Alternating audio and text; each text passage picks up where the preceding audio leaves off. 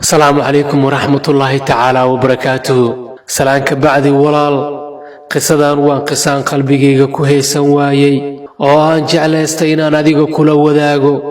fadlan adigana sheer garay oo la wadaag walaalkaaga muslimka ah waa wiil dhalinyaro ah oo ay waalidkiisi wax soo bareen oo ay ku soo dadaaleen oo ay waqti ku soo lumiyeen nasiib wanaag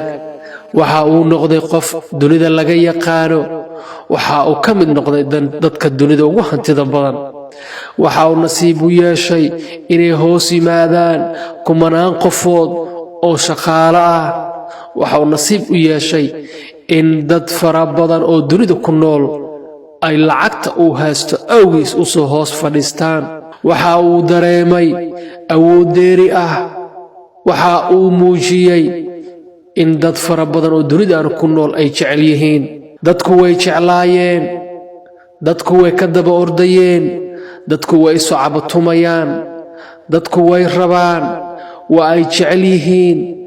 waxaana ay gabi ahaantiisba noloshiisi noqotay mid uu iska hilmaamo wax kasta oo dunidan yaalay waxa uu ka tagay salaadii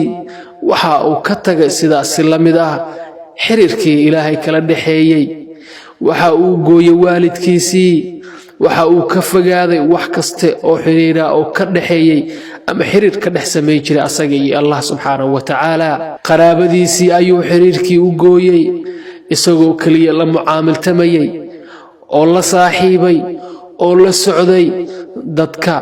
u muujinaya inay jecel yihiin dadka tusinaya jaceelka iyo ixtiraamka iyo cisaha saa'idka ah kuwaasi oo aan ahayn kuwa dhabta ah ee u jecel sida dhabta ah ee xiriirka iyo jaceelka dhabta u qaba noloshiisi waxay sidaa ahayd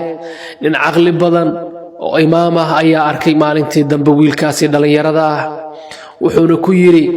warniyahow ilaahay hadduu hanti ku siiyay ma diinta ilaahay ugu gargaartid oo aad dadka masaakiinta wax ugu qabatid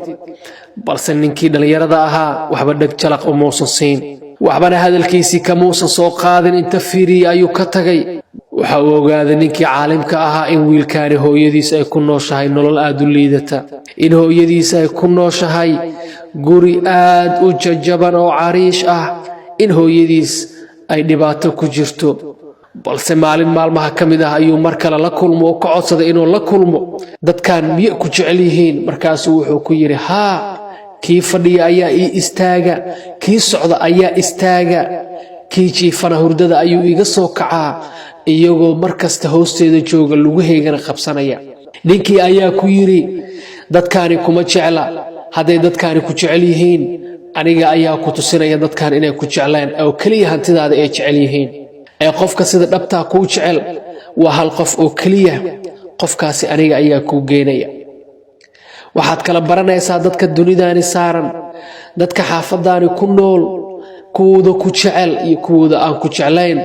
kuwa danta kaale ee aanan haba yaraatee ku baahnayn iyo qofka ku raba jismigaaga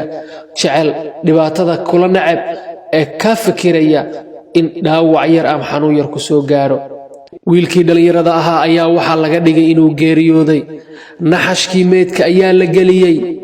waana la qaaday waxa lagu soo wareejiyay xaafadii oo idil qof kasta ayaa loo tagay waxaana la weydiinayaa ninkii hebel ahaa wuu dhintay waa uu geeriyooday xalay waxaa la rabaa qof ninkaan asxaan u sameeya waxaana lagu yiri qofkii lugihiisa ku dhagaa ee taabtaa labadiisa lugood dambigii uu lahaa ninkaasi ayaa ku soo wareegaya asagaana dhimanaya wuuna noolaanaya qof kasta oo loo geeyaa ee lagu yiraahdo ninkan waa nin hebel waa ninkii saas ahaa waa ninkii lacagta ku siinayay waa ninkii aad jecleed waa ninkaad u istaageyseen waa ninkaad taageersaneedeen maanta wuxuu u baahan yahay inuu soo noolaado wuxuuna ku soo noolaan karaa oo kaliya in lugihiisa aad qabatid ka bacdina aad oofisid oo aad tiraahdo aniga ayaa dambigiisa qaadaya dambigiisa adaa lagu soo wareejinaya adiga ayaa dhimanaya asagana wuu soo noolaanaya magaalada ayaa gees laga soo bilaabay waana la soo waayay qof kastana wuxuu yiri soo kiicaasi waaldiinka ahaa ma aha soo kii lacagta ku ciyaaraya ma aha soo kii isla weynaa ma aha soo kaas oo kidaa fula ma aha waxaa laga waayay xaafadii intaasoo kunoo qof ay ku nooleen hal qof oo naftiisa u hura oo yiraahdo aniga ayaa dhimanaya dambigiisana dhabarka saaranaya asagana ha soo noolaado balse waa la soo waday waxaa loo keenay hooyadiis oo ku jirta guri jajaban oo cariish ah waliba waa indhoole oo wax ma arki karto ninkii ayaa ku yiri wiilkaagii oo meed ah ayaan ku wadaa haddaad lugihiisa qabato dambigiisii dhan aduu kugu soo wareegayaa adiga ayaana dhimanaya asaga wuu noolaanaya balse hooyadiis oo aad u ilmeynaysa ayaa waxay ku jawaabtay maandhow gacanteeda hoo lugihiisa ii saar aniga uma jeedi dambigiisa aniga ha isoo fuulo anigana aan dhinto asaga ha noolaadee aniga og dhibkan ka soo maray intaa markay sheekadii ay maraysay wiilkii ayaa isheen waayey wiilkii ayaa ku jiri waayay naxashkii lugtii ayaa gacanta loo saaray maamadii hooyo lugtii ayaa gacmaha loo saaray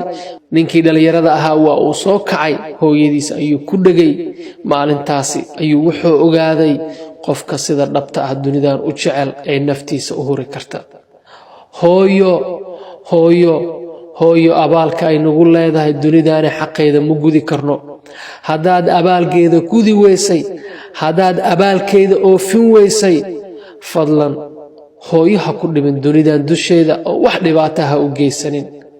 abaalkeedii waaba gudi weysay laakiin ha dhibaataynin imise hooyo Soomaaliyeed ayaa dunida ku dhibaatoonaya imise hooyo Soomaaliyeed ayaa maantay dalkeenii Soomaaliya ku dhibaatoonaya waxa dhibaateynaya waa wiilkeedii waa walaalkeedii waa saygeedii waa qofkii ay 9 bilood caloosha ku siday walaalayaal waxa idin ka codsanayaa inaad qisadan ila sheer gareysaan